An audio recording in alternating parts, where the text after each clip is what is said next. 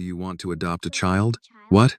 Ethan Whitmore's voice fractured in the silence. He startled as if someone had shaken him awake from a nightmare. His hand flew instinctively to his face, brushing away the tears that had not yet dried. He stood abruptly from the leather chair, the movement sharp, almost defensive. The living room was dim except for the fading glow of the fireplace. Shadows stretched across the high ceilings and stone columns of the Connecticut estate. Outside, wind pressed lightly against the windows, a late autumn chill settling over the manicured grounds. And there she was, Annie, 6 years old, barefoot, pink pajama sleeves slipping past her wrists, braids slightly undone from sleep. She stood near the archway, small against the vastness of the house. "Annie," he said, trying to steady his breathing. "What are you doing up? It's past midnight."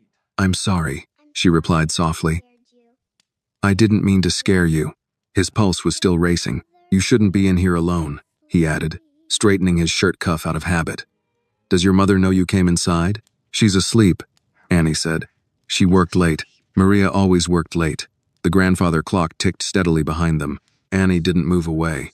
She looked at him carefully, as though measuring something. "You were crying," she said. Ethan stiffened.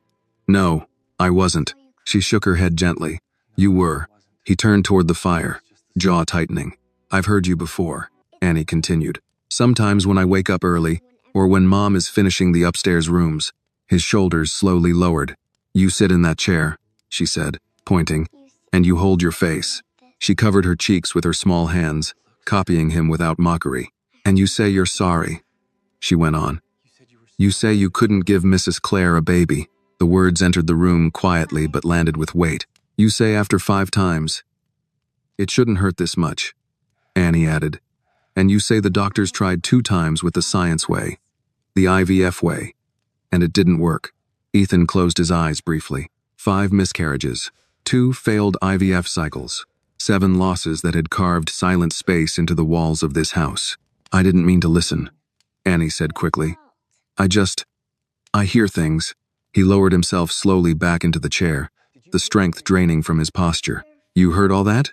he asked quietly. She nodded. "You always say it's your fault," she added. "That you couldn't give her a child." The word fault echoed in his mind. He had conquered markets, rebuilt failing companies, turned risk into triumph. Yet this had remained untouched by his power. "That's why I asked," Annie said. "Asked what?" he murmured. She met his eyes. "Do you want to adopt a child?" The question no longer startled him. It rested between them, simple, impossible. "Annie," he began carefully, "it doesn't work like that. There are courts, papers, lawyers." She listened without interrupting. He expected her to nod and step back. Instead, she walked forward. Before he could anticipate it, her small hand reached out and wrapped around his. The contact stopped him mid-sentence. He looked down. Her fingers were warm, certain. She lifted her face toward him, wide brown eyes, unguarded, searching. "Dad."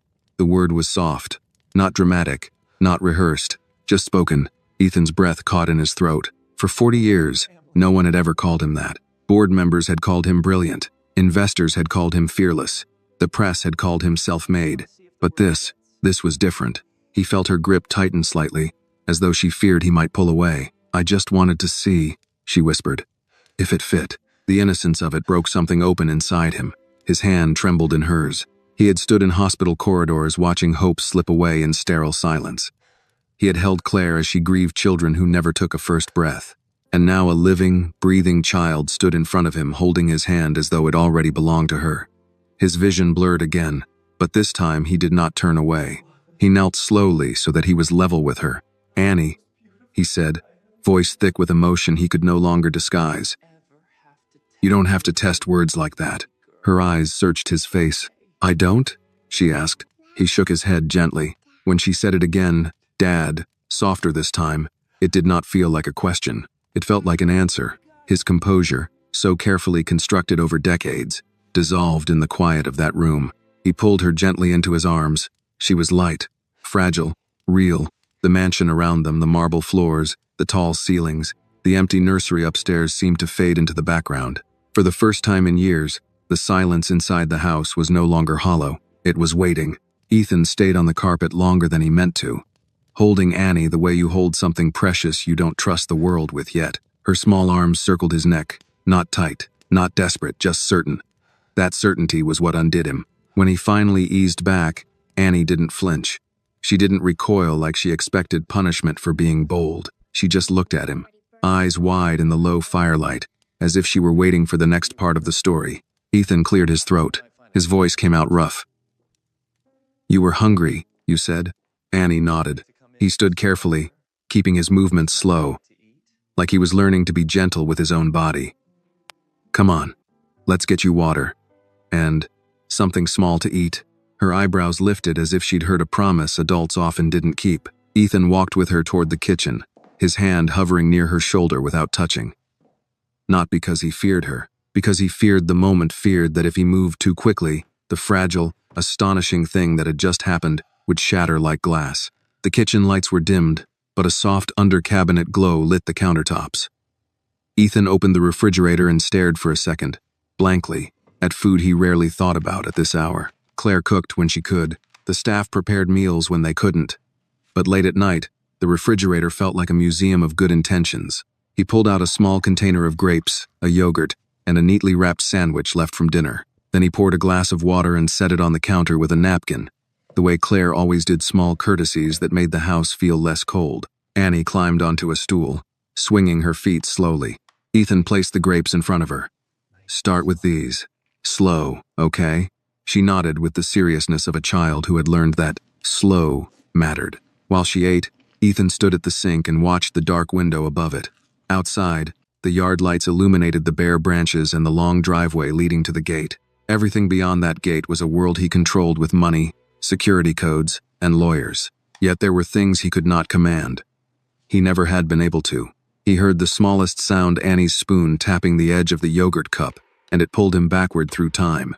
5 times, he could count them without thinking, the way a man counts scars. The first time, Claire had been laughing in the kitchen, barefoot, hair pinned up, the faint roundness of early pregnancy softening her waist. Ethan remembered touching her stomach like it might disappear if he pressed too hard. They'd told no one yet. A private secret, warm and glowing between them. Then the phone call. Then the drive to the hospital. Then the doctor's face, kind, apologetic, practiced. "I'm so sorry."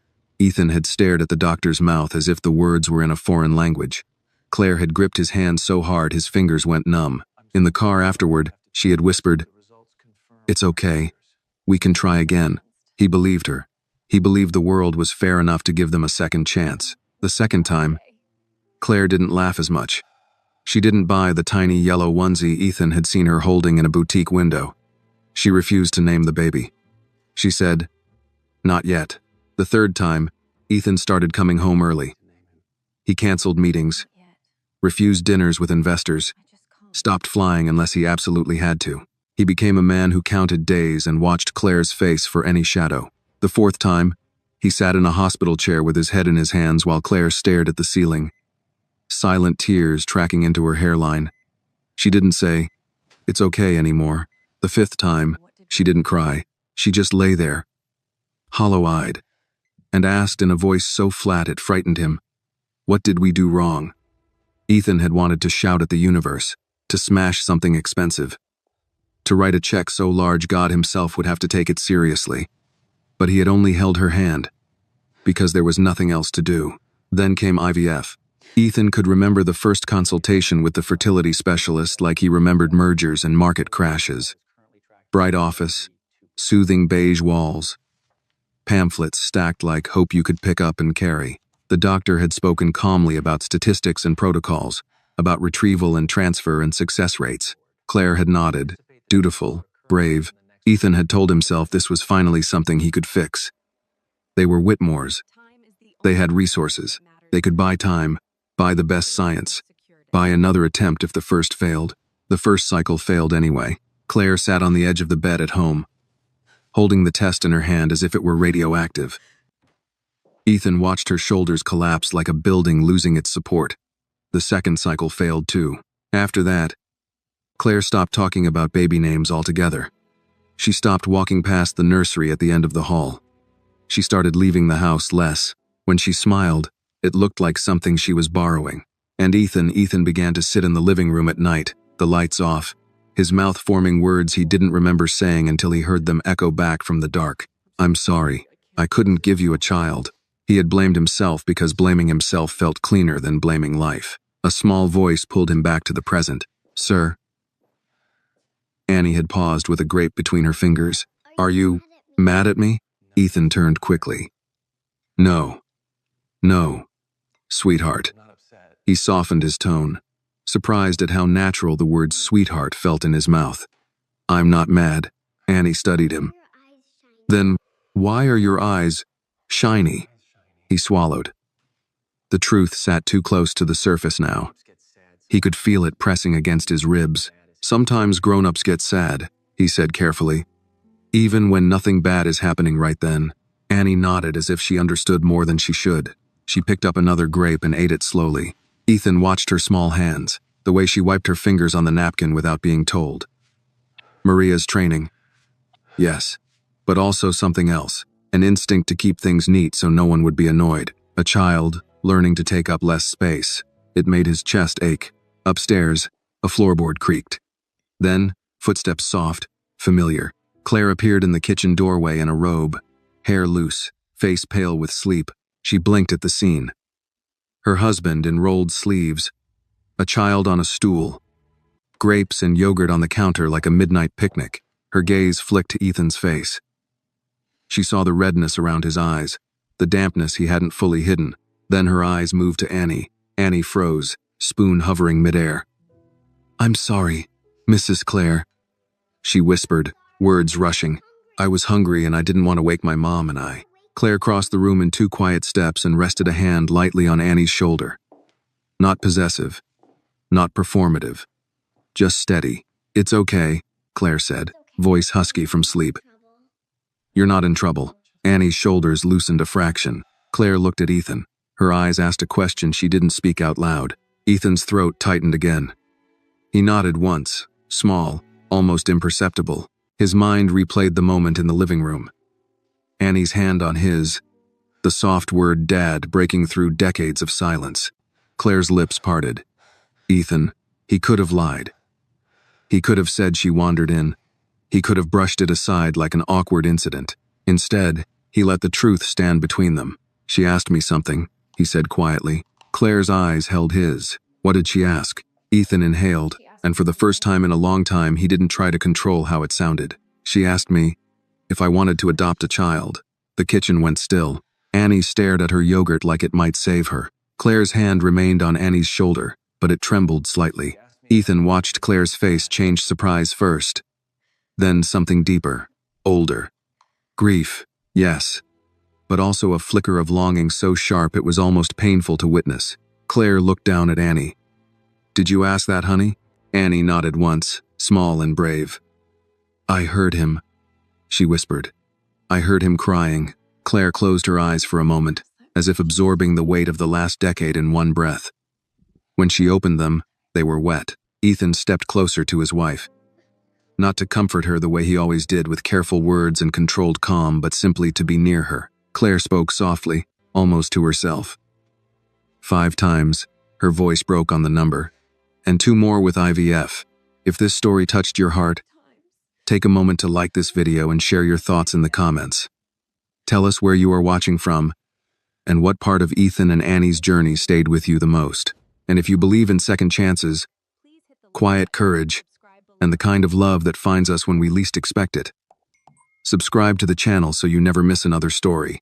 Ethan didn't correct her, didn't fill the silence. He couldn't. Claire looked at him again, and her expression held something Ethan hadn't seen in a long time, a question that wasn't a medical one. Not how, not when, but why not? Annie's small fingers curled around the edge of the napkin. She glanced between them, waiting, afraid she'd said too much. Ethan saw that fear and made a decision in his bones before his mind could argue. He crouched beside Annie so he was level with her again. You didn't do anything wrong, he said gently. You asked a question, a big question, and I'm glad you asked it. Annie's eyes widened. Claire's hand slid from Annie's shoulder to the back of her braid. A careful stroke, a gesture that wasn't yet motherhood, but wasn't nothing either. Ethan stood and looked at Claire. We should talk, he said quietly. Tomorrow, with clear heads. Claire nodded, swallowing hard. Yes. In that moment, the mansion didn't feel like a monument to what they lacked. It felt like a place on the edge of becoming something else, something louder, messier, alive. Ethan guided Annie down from the stool. Finish your water, he said, and I'll walk you back to your room.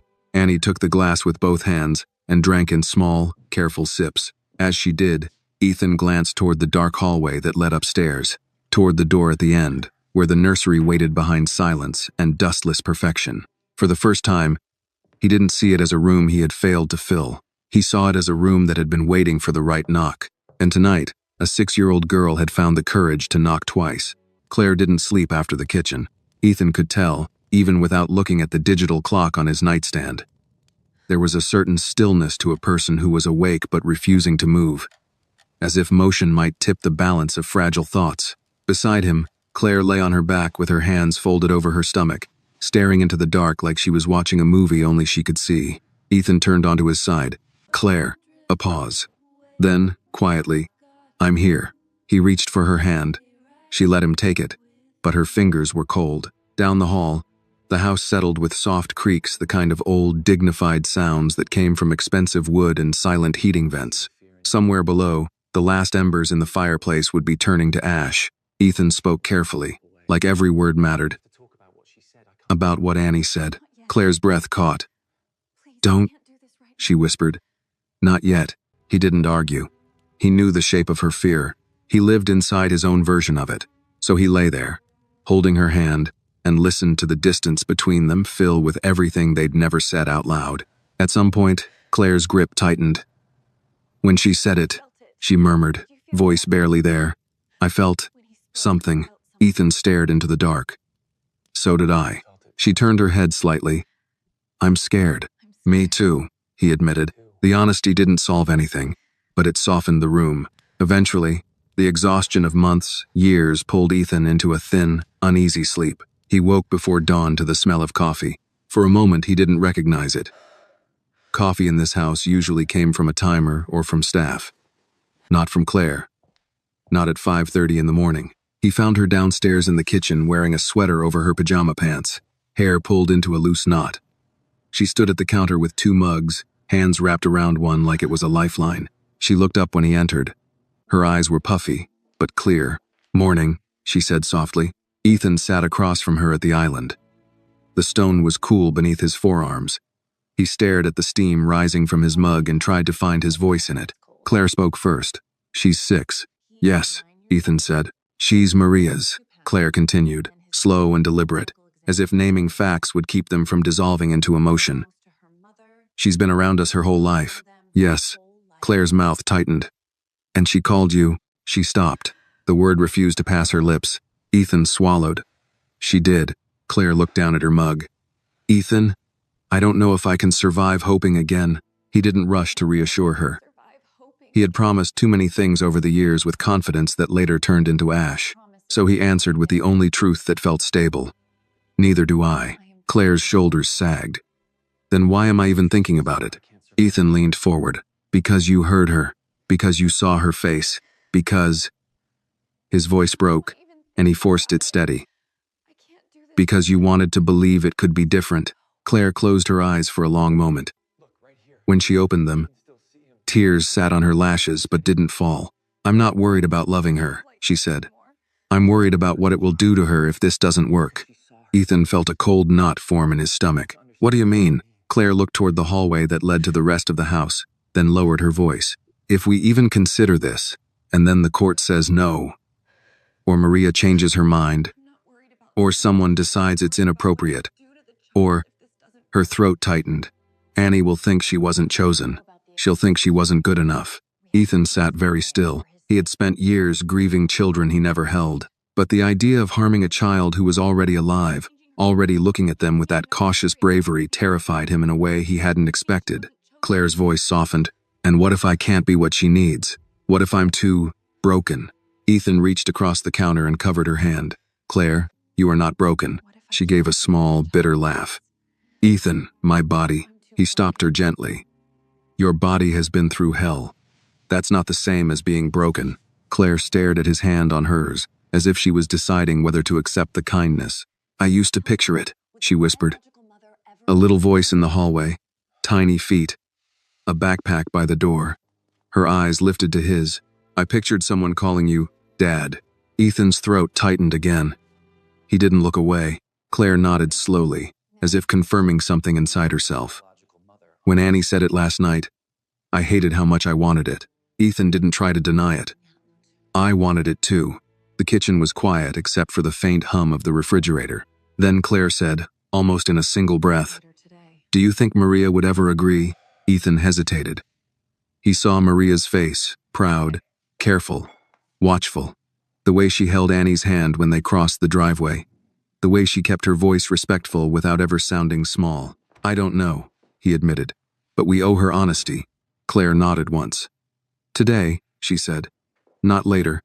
Today, Ethan felt a strange mix of dread and relief. In business, delay was strategy. In life, delay could be cowardice.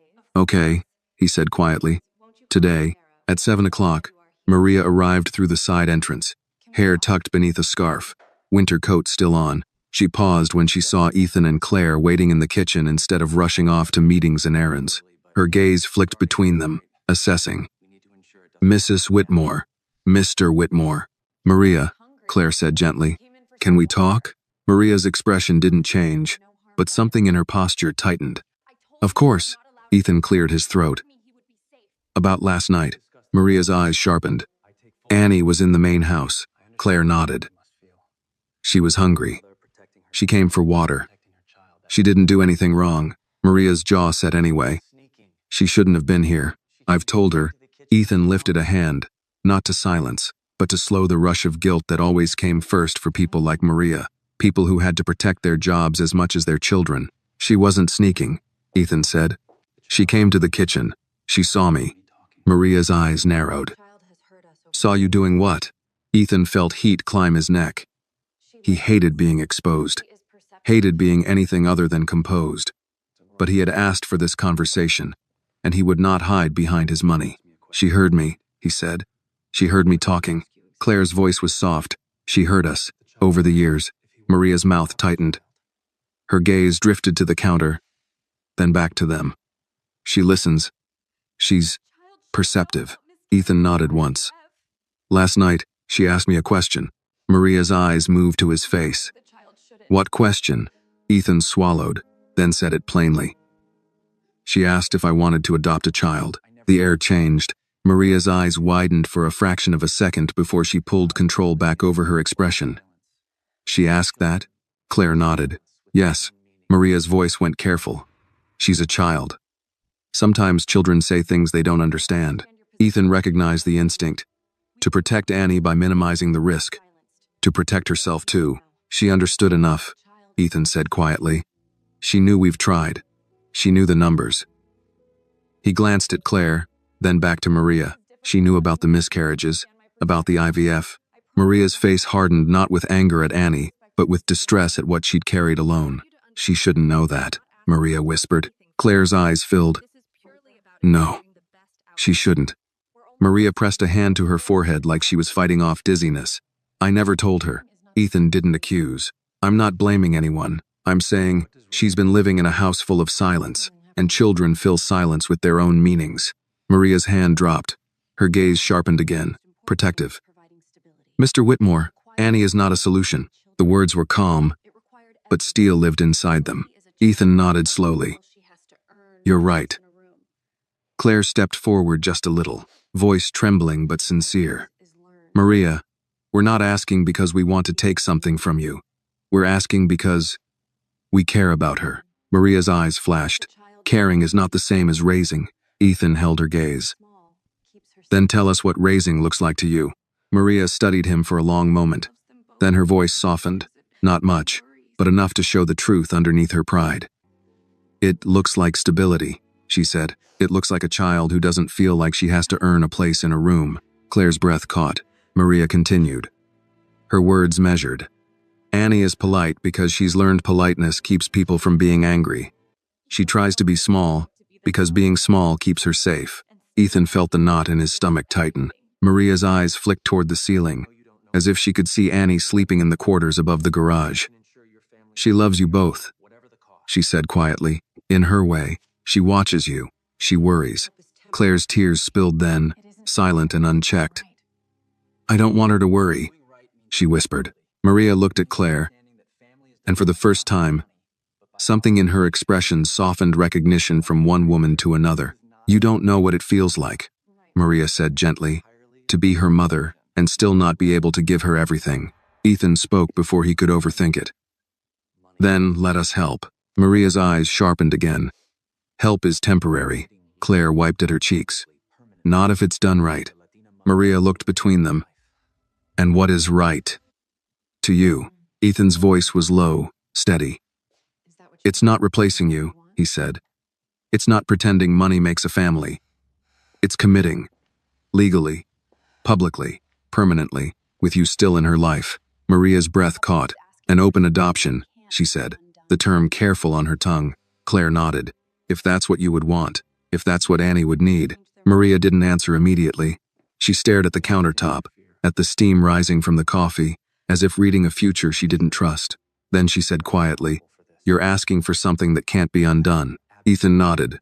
"I know."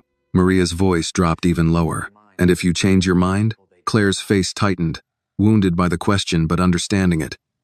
Ethan answered anyway, because it was the only answer that mattered. "Then we would be the kind of people we despise," he said. Maria looked up sharply. Ethan held her gaze, his voice calm but absolute. "I won't do that to her." The kitchen fell silent again. Maria's eyes shimmered, but she blinked the emotion away quickly. Pride didn't allow tears here. Finally, she said, "I won't decide this without Annie." Claire nodded. "Of course." Maria's jaw tightened. "And I won't let her think she has to say yes to keep you happy." Ethan's chest tightened with respect. "That's fair." Maria exhaled slowly. "Then we talked to a lawyer," she said. "Not yours alone. Someone neutral. Someone who explains every word." Ethan felt a careful relief. Not victory. Not triumph. Just the first step of something real. Claire whispered, "Thank you." Maria lifted her chin. "Don't thank me yet," she said quietly. "We haven't heard the hardest part." Ethan understood what she meant. The hardest part wasn't paperwork. It wasn't court. It was a 6-year-old child learning what forever meant, without fear that forever could vanish. And Ethan knew, with a clarity that terrified him, that he would have to earn that forever one day at a time. The nursery had not been opened in months. Claire stood outside the door longer than she intended to. Her hand hovered near the brass handle, fingers trembling just slightly, not from weakness, but from memory. Ethan watched her from the hallway. Morning light filtered through the tall windows at the end of the corridor, casting pale gold across the polished floor. The house was awake now, staff moving quietly downstairs. Coffee brewing, distant doors opening and closing, but this hallway remained suspended in a different time. Claire finally turned the handle. The door opened without resistance. Inside, the air was still, clean, untouched. The walls were painted a soft cream with a faint blue undertone Claire had chosen after the second pregnancy. Neutral, she had insisted. Something that would work either way. Something hopeful, without being naive. A crib stood in the corner, assembled but never used. A rocking chair beside it. A bookshelf lined with children's classics, Goodnight Moon, The Very Hungry Caterpillar, Where the Wild Things Are Spines Uncracked. Ethan stepped inside slowly. He remembered the afternoon they had set this room up. Claire had sat cross-legged on the floor, holding tiny socks in her hand, laughing at how impossibly small they were. "We'll blink and they'll be grown," she had said. He had believed her. Claire walked toward the crib now and rested her hand on its rail. "I thought if we kept it ready," she whispered, "it would make it more real." Ethan moved closer but did not touch her yet. "For a while, I couldn't even look at it," she continued. "After the 5th time, I avoided this hallway entirely," he remembered. She had started using the guest bathroom downstairs instead of passing this door. She had rearranged her routine to dodge the quiet accusation of unused space. Ethan reached out then and gently brushed his fingers against the edge of the bookshelf. "Last night," Claire said softly. "When Annie said that word, Dad, neither of them spoke it. I felt something shift," she finished. Ethan nodded slowly. "So did I." Claire turned to face him fully. There were no tears this time, just clarity. "If we do this," she said carefully, We can't do it halfway. We won't, he answered. She can't feel like a guest. She won't. She can't feel like a charity project. Ethan's jaw tightened slightly. She won't. Claire studied his face, measuring conviction. And if the court says no? She asked. Ethan didn't hesitate this time. Then, we don't disappear. Claire inhaled slowly. I don't want her to think love depends on paperwork, she said. Ethan stepped closer and finally placed his hand over hers on the crib rail. It doesn't, he said quietly. But stability does. Claire closed her eyes for a moment, absorbing that truth. Downstairs, they heard faint laughter light, unexpected. Annie. Claire's eyes opened. She's here, Claire whispered, almost to herself. Ethan listened. The sound was cautious at first, like someone testing whether joy was allowed. Then, it grew slightly louder. Claire gave a small, fragile smile. Do you remember, she said, how loud your sister used to be at Thanksgiving? Ethan blinked, surprised by the memory. She'd run through the house like it was a racetrack, Claire continued. Your mother pretending to scold her. He nodded slowly. I remember. Claire squeezed his hand. This house was built for noise, Ethan. He looked around the nursery, the crib, the chair, the waiting. Then maybe it's time it had some, he said. They stood there together. Not grieving anymore, but not celebrating either. Just acknowledging the weight of the decision forming between them. A knock at the open door startled them both. Annie stood there, hesitant, as though she had wandered too far into sacred ground. I'm sorry, she said quickly. Mrs. Claire said I could come upstairs. Claire released Ethan's hand and knelt slightly so she was closer to Annie's height. You don't have to apologize for being in this house, Claire said gently. Annie's gaze drifted past her into the room. Her eyes widened. Is this? She began. Claire nodded slowly. It was supposed to be a baby's room. Annie stepped inside cautiously, as though entering a museum exhibit labeled fragile. She walked to the bookshelf and touched one of the books, running her fingers over the raised letters. Why didn't the baby come? She asked quietly. The question was direct but not cruel. Claire looked at Ethan briefly before answering. Sometimes, Claire said softly, life doesn't work the way we plan. Annie considered that. She moved toward the rocking chair and placed her hand on its armrest. It's pretty, she said. Ethan watched her take in the room, not with entitlement, not with assumption, just curiosity. He saw something else too, caution, as if she feared loving this space before knowing whether she was allowed to. Claire stood and walked to the closet, opening it slowly. Inside were neatly folded blankets, untouched, stuffed animals, and a small cardboard box on the top shelf. Claire reached up and brought the box down. Ethan recognized it immediately. Ultrasound photos, hospital bracelets, a tiny knitted hat that had once felt like a promise. Claire opened the lid, then paused. She looked at Annie. Some of these belonged to babies who didn't get to stay, she said gently. Annie's face softened. Like when someone visits but doesn't move in? She asked. Claire smiled faintly through the ache. Something like that. Annie thought for a moment. Maybe, she said carefully. This room was just waiting for someone who was already here. The simplicity of it stole the air from Ethan's lungs. Claire closed the box slowly and set it aside. She walked toward Annie and crouched again, meeting her eyes. If we asked you something important, Claire said carefully, would you promise to answer honestly? Annie nodded immediately. Yes, ma'am.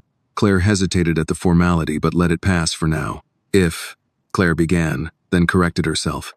If nothing changed tomorrow, if this house stayed exactly the way it is, would you still feel safe here?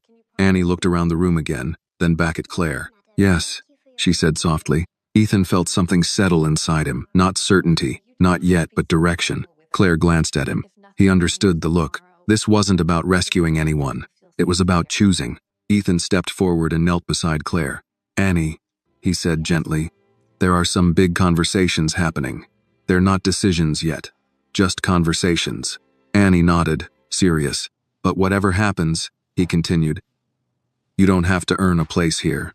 Annie's brows furrowed slightly. I don't? No, Claire said firmly.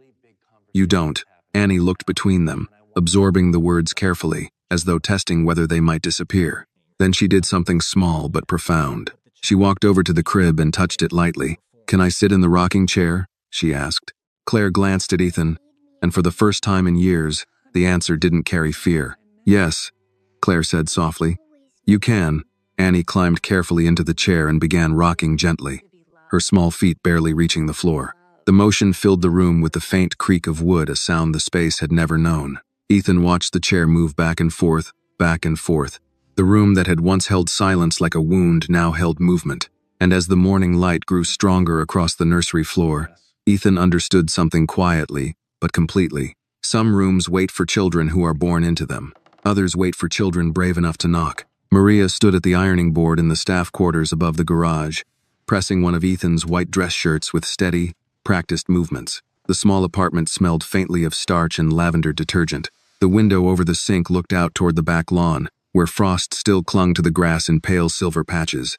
Annie sat at the tiny kitchen table with a coloring book open in front of her, though she hadn't turned a page in several minutes. "Mom?" Annie asked quietly.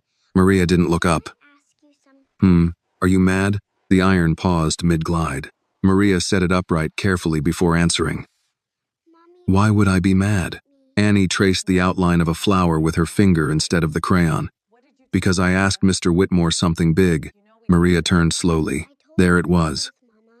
The conversation she had both expected and feared. "What did you ask him?" Maria said evenly, though she already knew. Annie's voice grew small but steady. "If he wanted to adopt a child." Maria's jaw tightened despite herself. Not at Annie, never at Annie, but at the weight of the word adopt. She crossed the small room and sat opposite her daughter. "Why would you ask that?" Maria asked gently. Annie hesitated. "Because he's always sad at night." Maria inhaled slowly. "He sits in the big chair," Annie continued. "And he says he's sorry. He says after 5 times and 2 science tries, he still couldn't give Mrs. Claire a baby." Maria closed her eyes briefly. "Children should not be counting miscarriages." "They didn't tell you that," Maria said. "I heard," Annie replied simply. Maria studied her daughter's face, the seriousness that didn't belong on a 6-year-old. "And what made you think you should fix that?" Maria asked softly. Annie blinked. "I wasn't fixing it." Maria leaned forward. "Then what were you doing?" Annie looked down at her hands. "I just thought, maybe if I'm already here, it would be easier." Maria's chest tightened. Easier. As if a child's existence could be measured in convenience. "Annie," Maria said carefully, choosing every word, "you are not something to make someone else feel better." Annie's head snapped up. "I know. Do you?" Maria asked, voice gentle but firm. Annie nodded slowly. "I know. But he looked like he needed someone." Maria felt her defenses falter. She had worked in the Whitmore household long enough to see the grief in quiet ways. The unopened nursery. The way Claire lingered in the children's section of bookstores. The nights Ethan stayed downstairs long after everyone else slept. Maria stood and walked to the window, looking out at the mansion rising beyond the lawn. It was beautiful. Imposing. Built of stone and ambition. But she had seen the emptiness inside it too.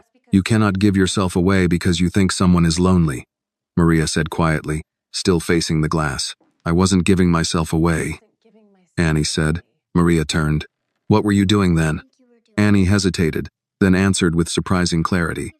"I was asking if they wanted me." The words struck Maria harder than she expected. She walked back to the table and knelt in front of her daughter, placing both hands on Annie's shoulders. "Listen to me," Maria said softly but firmly. "You are wanted. By me." Annie's eyes filled slightly but did not spill over. "I know," she whispered. Maria searched her face. "You don't need a big house to be important," Maria continued. "You don't need their last name to be safe." Annie hesitated. "But if I had both, would that be bad?" Maria exhaled slowly. There it was. The question beneath the question. Maria had grown up with nothing but hand-me-downs and pride. She had scrubbed floors for families who never learned her birthday. She had promised herself that Annie would never feel small because of where she came from. Yet here they were. A chance that could change everything. Or break it. "Did they say anything?" Maria asked carefully. Annie nodded. "They said we're going to talk."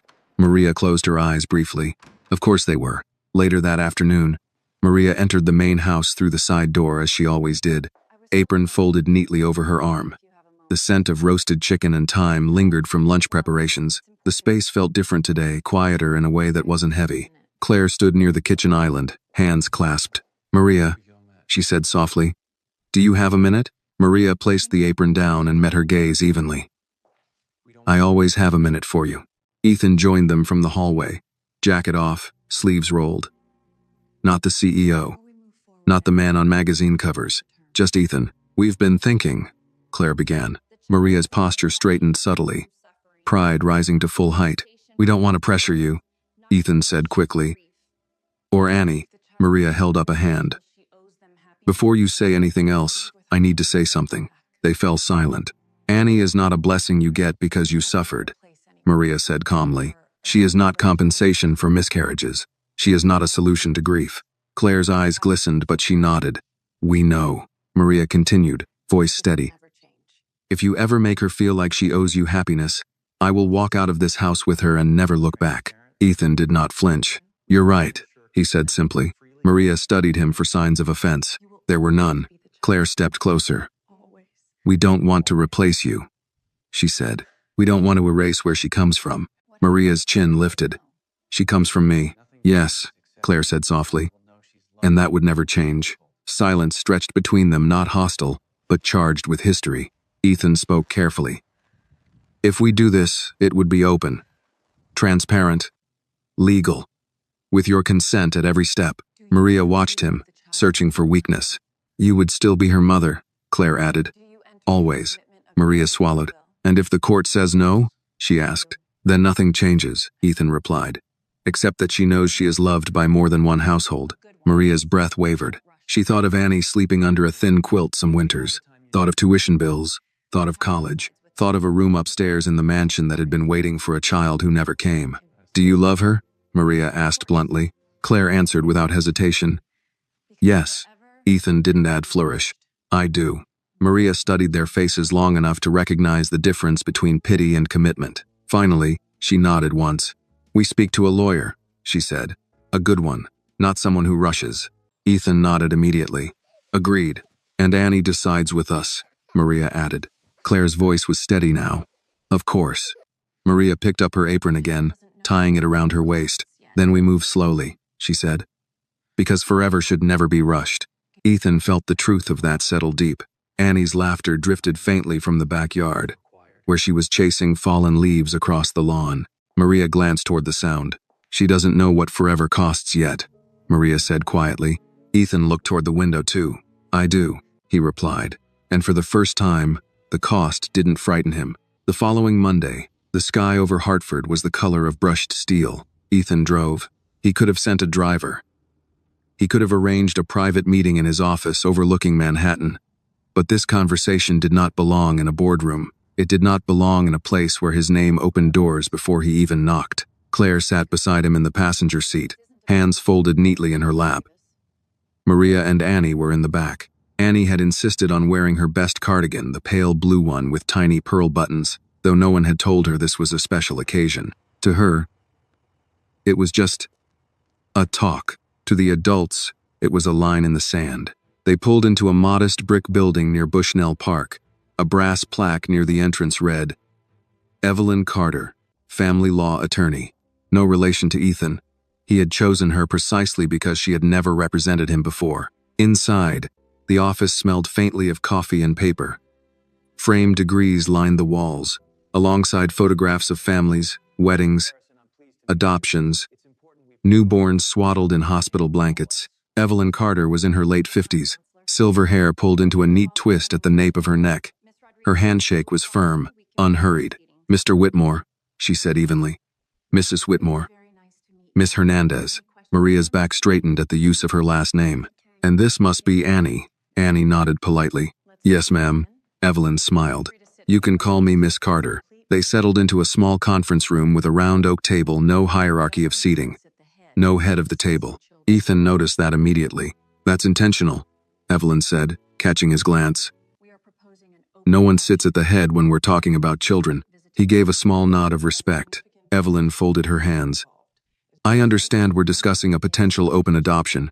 Maria's jaw tightened slightly, but she didn't look away. Yes, Ethan said calmly. Potential. Evelyn turned to Maria. And you are Annie's sole legal guardian. Yes, Maria answered firmly. No outstanding custody claims? No paternal rights to terminate? Maria shook her head. Her father left before she was born. There are no claims. Evelyn nodded, jotting notes. Claire spoke next, voice steady but careful. We want Annie to feel secure, not temporary. Evelyn's eyes softened slightly. Security is built in two ways, legally and emotionally. We can address the first. The second is yours to earn. Silence settled over the table. Evelyn turned to Annie. Do you know why you're here today? Annie swung her feet lightly beneath the chair but met the attorney's eyes. We're talking about if I can stay forever. Maria inhaled sharply. Evelyn nodded gently. And how do you feel about that? Annie hesitated. Ethan felt his muscles tense, wanting to protect her from answering too quickly. I like both houses, Annie said carefully. But I don't like not knowing. Evelyn leaned back slightly. Not knowing what, if I'm visiting? Annie replied. The words were simple, but they landed with adult weight. Evelyn glanced around the table before speaking again. Open adoption means Annie would legally become Mr. and Mrs. Whitmore's daughter, but her relationship with you, Maria, would remain active and recognized. There would be written agreements about visits, holidays, decisions. Maria's voice was steady but quiet. And if they change their minds? Evelyn didn't soften her answer. Once finalized, adoption is permanent. They cannot return her. Ethan's jaw tightened at the phrasing, but he understood the necessity. Maria continued. And if I change mine? Evelyn's tone remained factual. Before finalization, you may withdraw consent. Afterward, you cannot. Maria absorbed that silently. Claire spoke. We're not here to rush you. Maria looked at her. But you are here to move forward. Claire didn't deny it. Yes. Evelyn folded her hands again. There is also a home study process, interviews, background checks, counseling recommendations. Ethan nodded. We'll comply with everything. Evelyn looked directly at him, including financial transparency beyond what you're comfortable sharing. He didn't hesitate. Yes. Maria watched him carefully. Evelyn turned back to Annie. And you, young lady, if at any point you feel unsure, you can say so. Annie frowned slightly. Will that make people sad? The room went still. Evelyn's voice softened. It might make people thoughtful. But no one here wants you to answer just to keep them happy. Annie glanced at Maria. Maria nodded slowly. You speak your truth, Mija. Annie looked at Claire and Ethan. I want to stay, she said softly. But I don't want my mom to disappear. Claire's hand moved instinctively toward Annie's but stopped just short of touching her. She won't, Claire said gently. Maria blinked back emotion she refused to show fully. Evelyn closed her folder. Then the next step is a preliminary filing and a 60-day review period. Ethan nodded. Maria inhaled deeply. 60 days. It allows everyone to think, Evelyn said, to test the reality of what forever feels like. Outside, a siren wailed faintly down the street, then faded. Annie leaned toward Maria. Is 60 days long? Maria smiled faintly. It's about 2 months. Annie nodded as if calculating something important. Ethan looked around the table at Claire's restrained hope, at Maria's guarded strength, at Annie's cautious bravery. Forever, he realized, wasn't a single decision. It was a series of smaller ones made correctly. As they stood to leave, Evelyn added one final note. Mr. Whitmore, he turned. Adoption doesn't erase grief, she said calmly. It adds responsibility. He met her gaze evenly. I understand. She held his eyes a moment longer, measuring him. I hope you do. Outside, the cold air felt sharper. Annie reached for Maria's hand first. Then, after a moment's hesitation, she reached for Ethan's too. He felt her small fingers curl around his. Not testing this time, just holding. 60 days. He had negotiated billion-dollar timelines shorter than that, yet nothing had ever felt longer. The word temporary settled into the Whitmore household like an uninvited guest. It wasn't spoken often, but everyone felt it. The 60-day review period began quietly. Papers were filed, interviews scheduled, background checks requested. The machinery of the legal system moved forward with methodical calm, indifferent to how much was at stake inside a 6-year-old heart. Annie, however, measured time differently. On the first morning after the lawyers' meeting, she woke up in the staff apartment above the garage and stared at the ceiling for several long seconds before sitting up. Is today one of the 60? She asked Maria over oatmeal. Maria paused, spoon hovering midair. Yes. Annie nodded, solemn. Then we should count, she said. So they did. A small calendar went up on the refrigerator. Annie drew a tiny blue star on the square for that day. Day 1. Across the lawn in the main house, Ethan stood in the kitchen reviewing emails on his tablet, while Claire stirred a pot of oatmeal on the stove. Real oatmeal, not instant. She had insisted. She likes cinnamon, Claire murmured, almost to herself. Ethan looked up. You're making enough for 4? Claire nodded. It was subtle, but deliberate. At 7:30, Maria knocked lightly on the side door as usual. Only this time, Annie wasn't carrying her backpack for school. She was carrying a small overnight bag. Maria stepped inside first, composed but tight around the eyes. Just for a few nights. Temporary. Ethan crouched to Annie's level. You packed everything you need? Annie nodded. Mom said I can come back any time. That's right, Maria confirmed quickly. Claire stepped forward and knelt as well. Your room is ready. Annie hesitated at the word. Room. Not guest room. Not nursery. Just room. Ethan carried the overnight bag upstairs, walking slower than necessary. Annie followed Claire, her small hand wrapped in Claire's fingers. When they reached the nursery door, Claire paused. We thought, she said gently, you might want to help change it a little. Annie looked confused. Make it yours, Claire clarified. Inside, the crib was gone. In its place stood a small twin bed with a white quilt and a pale blue throw at the foot. The rocking chair remained, the bookshelf remained. But the room felt less like a shrine and more like possibility. Annie stepped inside cautiously. You took the baby bed away, she said. Ethan nodded. It didn't belong there anymore. Annie walked to the bed and pressed her palm into the mattress, testing it. It's soft, she whispered. Claire watched her carefully. You can choose new sheets if you'd like. Annie's eyes widened slightly. I can? Yes, Claire said. Your choice. Annie considered that as though it were a complicated privilege. Downstairs, Maria lingered in the entryway, hands clasped. Ethan came back down and found her standing alone. She'll be okay, he said quietly. Maria's gaze lifted. I didn't ask if she would be okay. He held her eyes. I'm asking if she'll be safe, Maria continued. Ethan didn't rush his answer. Yes. Maria searched his face for arrogance, for overconfidence. She found none. She still needs rules, Maria said. Bedtime, homework, chores. Ethan gave a small nod. Good, so do we. A faint smile flickered across Maria's face before disappearing. Upstairs, Annie was opening drawers, discovering space that belonged to no one else. Claire stood near the window, watching. You can leave some things at your mom's, Claire said gently. You don't have to move everything at once. Annie nodded. Will I get in trouble if I forget something there? She asked. Claire's heart twisted. No, she said softly. You won't. That night, the house felt different. At dinner, Annie sat between Ethan and Claire, posture straight, napkin in her lap. She waited before taking a bite until Claire nodded approval. Ethan noticed. You don't have to wait for permission to eat, he said gently. Annie froze slightly. Mom says it's polite. It is, Claire agreed. But you're family at this table. The word family landed gently, not forced. Annie resumed eating, but slower, thoughtful. After dinner, Ethan helped Annie with her reading homework. She sounded out words carefully, glancing up to make sure she was getting them right. You can try again if you miss one, he told her. She nodded, concentrating harder. When it was time for bed, Claire tucked the quilt around Annie's shoulders. Ethan stood awkwardly near the doorway, unsure of the protocol. Do you want the light on? Claire asked. Annie hesitated. Just a little. Claire turned on the small lamp beside the bed. Ethan cleared his throat. We're down the hall, he said. If you need anything. Annie nodded. He lingered a moment longer, then stepped into the hallway with Claire. They stood outside the door, listening.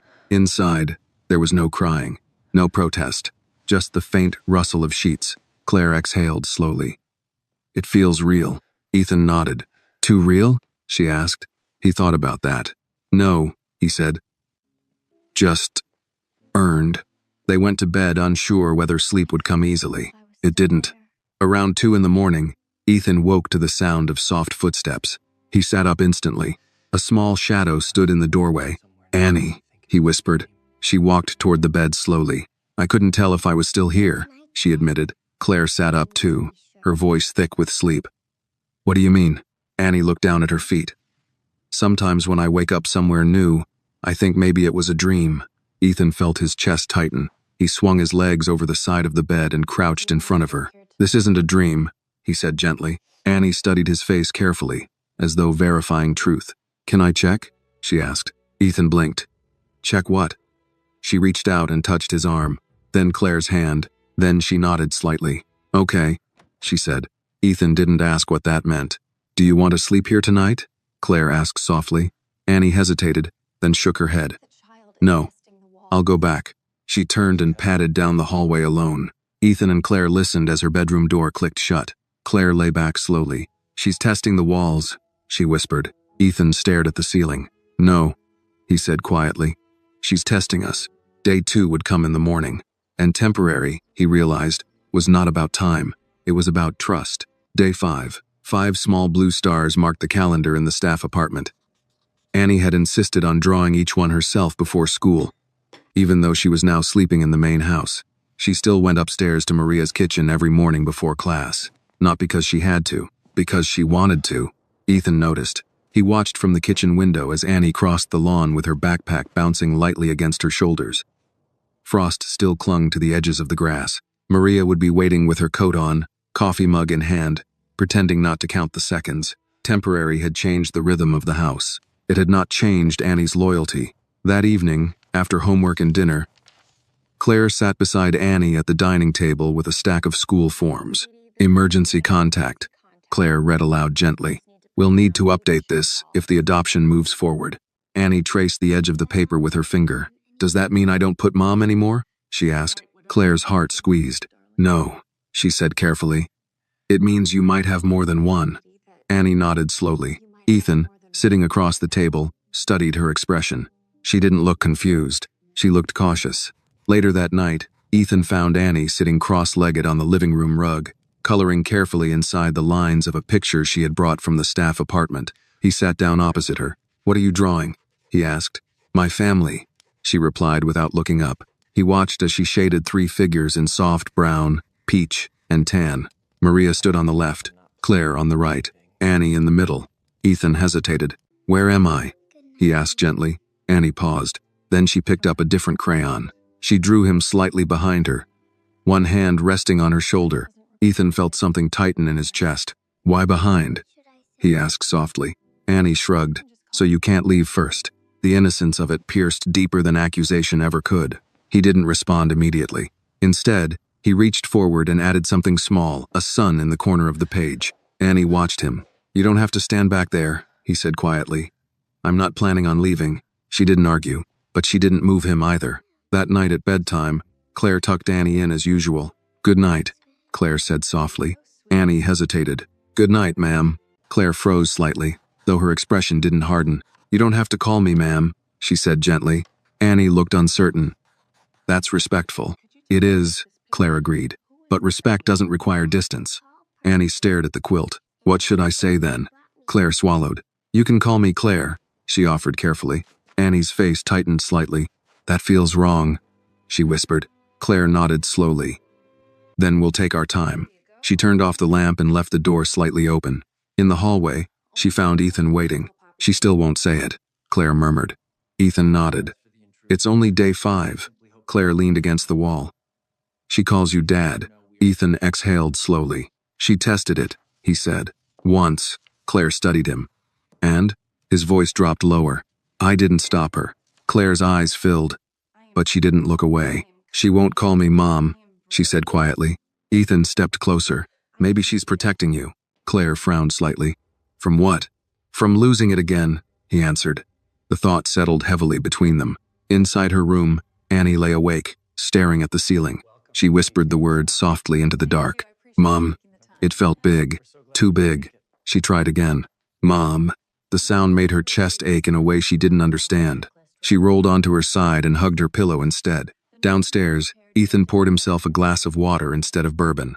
He stood by the kitchen window, looking out at the faint glow from the staff apartment. He wondered if Maria was awake too.